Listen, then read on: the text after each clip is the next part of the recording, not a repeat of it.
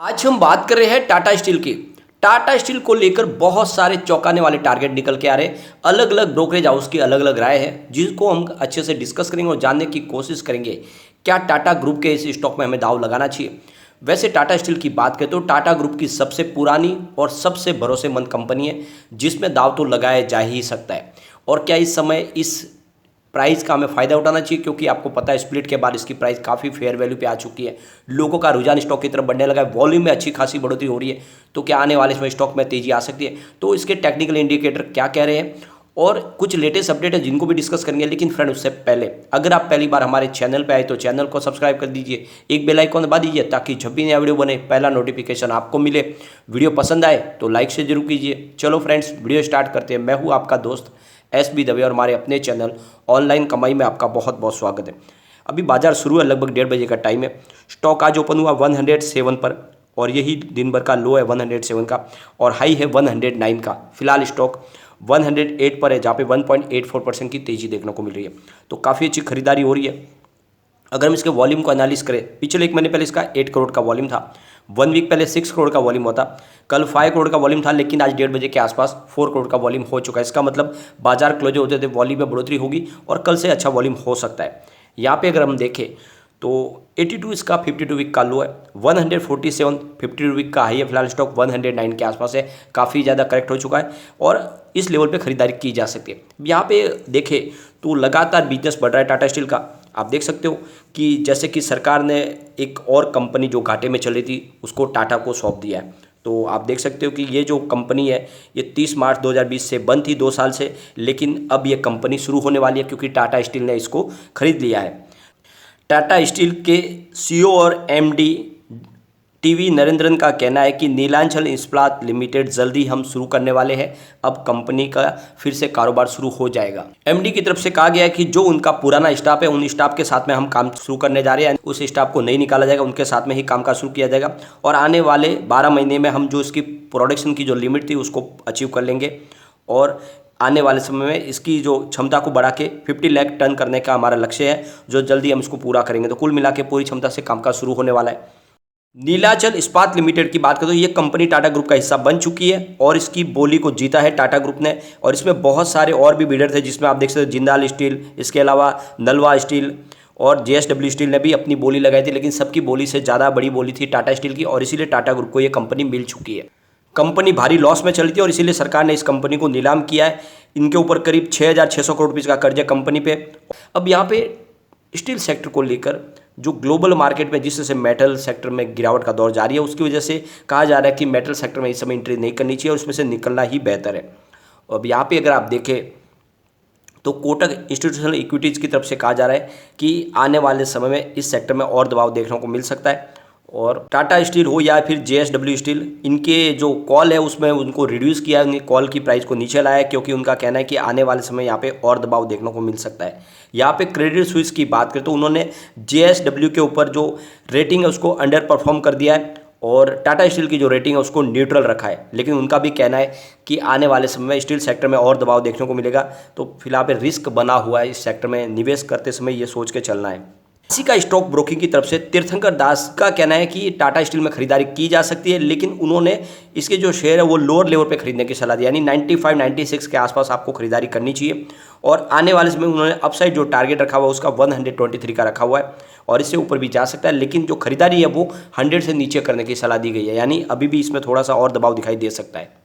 यहाँ पे tips to trade की तरफ से पवित्रा सेट्टी का कहना है कि इस समय ग्लोबल मार्केट में स्टील प्राइस पे दबाव बना हुआ है, काफ़ी रूमर्स भी चल रहे हैं और जिस तरह से वातावरण बना उस हिसाब से इस समय आपको सतर्क रहने की जरूरत है। उनका कहना है कि यहाँ पे अगर आप देखें तो 103 का स्ट्रॉन्ग सपोर्ट है, अगर ये सपोर्ट टूट गया तो फिर स्टॉक 92 तक भी नीचे गिर सकता है। लेकिन यहाँ पे ऊपर की तरफ जो रजिस्टेंस है वो 113 का है और उनकी तरफ से फिलहाल सतर्क रहने की सलाह दी गई है। एक तरह से देखें तो स्टील सेक्टर को लेकर ब्रोकरेज हाउस इंडिया के हो वो इस समय आपको थोड़ी सी सावधानी बरतने को कह रहे हैं। प्रोफिशिएंट इक्विटीज़ के मनोज डालमिया का भी कहना है कि ग्लोबल जो रीजन बन रहे हैं वो फेवरेबल नहीं है फिलहाल स्टील सेक्टर के लिए और इसीलिए आपको थोड़ा वेट एंड वॉच करना चाहिए। लेकिन उनका कहना है कि आने वाले समय इसका टारगेट 150 का देखने को मिल सकता है और फिलहाल जो शॉर्ट टर्म लेवल है वो 113 का है। तो कहने का मतलब यह है कि खरीदारी की जा सकती है, लेकिन थोड़ा लंबा समय रह के इसमें बने रहे। शॉर्ट टर्म में यहाँ पे दबाव देखने को मिल सकता है।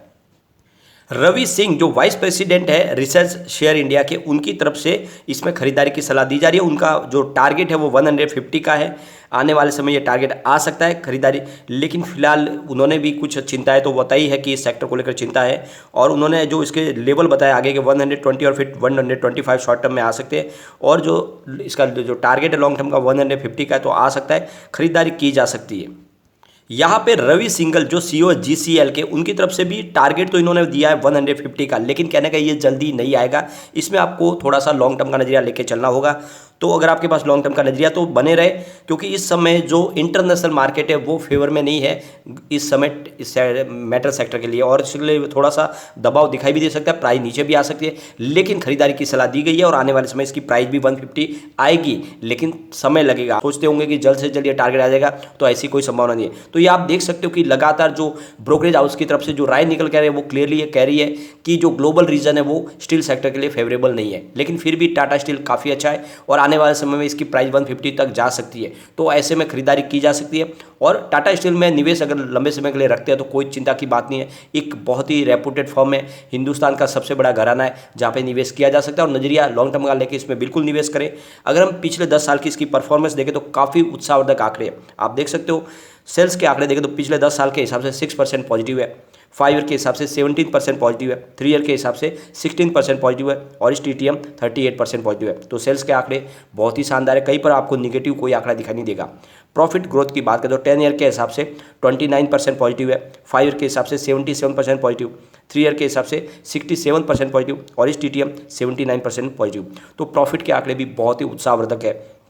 स्टॉक प्राइस CAGR की बात करें तो 10 ईयर के हिसाब से 11% पॉजिटिव है, 5 ईयर के हिसाब से 12% पॉजिटिव, और 3 ईयर के हिसाब से 45% पॉजिटिव, और लेकिन 1 ईयर के हिसाब से -23% है। तो यहाँ पे सिर्फ एक साल के हिसाब से आपको थोड़ी सी यहाँ पे आपको मायूसी दिखाई देगी।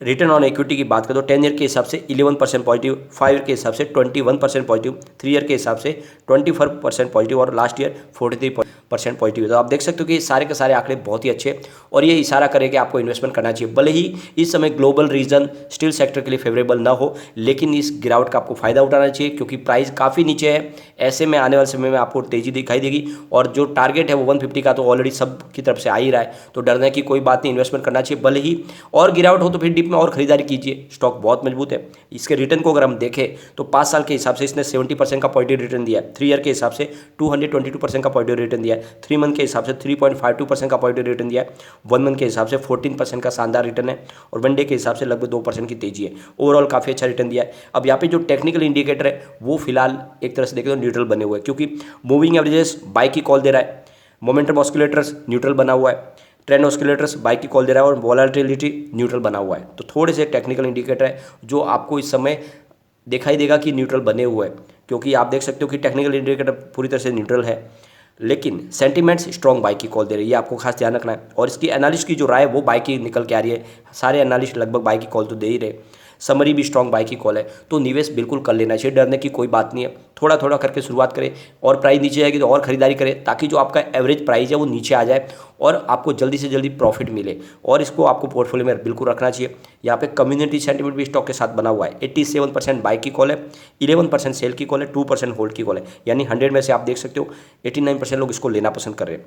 अब एक बार इसके पीवट लेवल को भी चेक कर लेते हैं, तो यहाँ से अगर गिरावट होती है तो 105 का फर्स्ट सपोर्ट है, ये टूटा तो 104 तक स्टॉक जाएगा, और नीचे गया तो 103 तक जा सकता है। लेकिन पॉजिटिव माहौल बनने पे 107 का फर्स्ट रेजिस्टेंस है, जो ऑलरेडी आप देख सकते हो आज इंट्राडे में आपको टच होता हुआ दिखाई देगा। सेकंड 108 का है जो फिलहाल प्राइस चल रही है, और 109 का इसका तीसरा रेजिस्टेंस है जो इंट्राडे में ऑलरेडी टच हुआ है। इसका मतलब बुलिश जोन में स्टॉक है और तेजी और बन सकती है, लेकिन बाजार पे थोड़ा इस समय दबाव है, और यहाँ पर हमारे मार्केट में भी प्रॉफिट बुकिंग हो रही है, इसलिए आपको एक साथ खरीदारी नहीं करिए, बल्कि थोड़ा थोड़ा शुरुआत करें। ये काफ़ी अच्छा स्टॉक आने वाले समय आपको बहुत ही जबरदस्त रिटर्न दे सकता है। लेकिन फ्रेंड, कोई भी इन्वेस्टमेंट करने से पहले अपने फाइनेंशियल एडवाइजर के बारे में ले ले, या अपना खुद का रिसर्च करें, क्योंकि मैंने वीडियो आपके एजुकेशनल पर्पज़ के लिए ही बनाया। वीडियो पसंद आए तो लाइक शेयर जरूर कीजिए और चैनल को सब्सक्राइब कर दीजिए। Thank you.